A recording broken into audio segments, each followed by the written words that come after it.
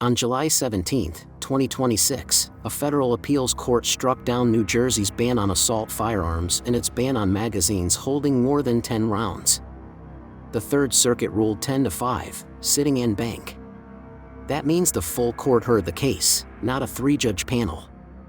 And the ruling covers New Jersey, Pennsylvania, and Delaware. The court held that the semi-automatic rifles New Jersey classifies as assault firearms are protected arms under the Second Amendment.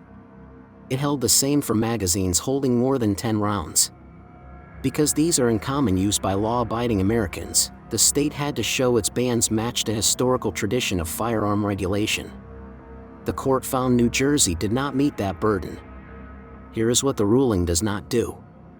It did not make previously banned rifles or magazines legal to buy or possess overnight. Those restrictions are still enforceable. Anyone who assumes otherwise can still face serious weapons charges. The timing has been genuinely confusing.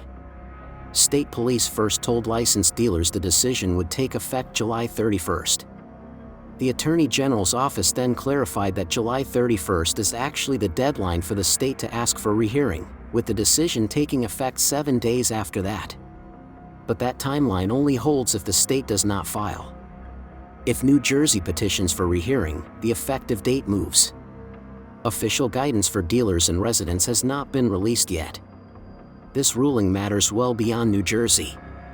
It is the first time a federal appeals court has struck down a state assault weapons ban. Just 8 days earlier, another federal appeals court upheld Illinois' ban.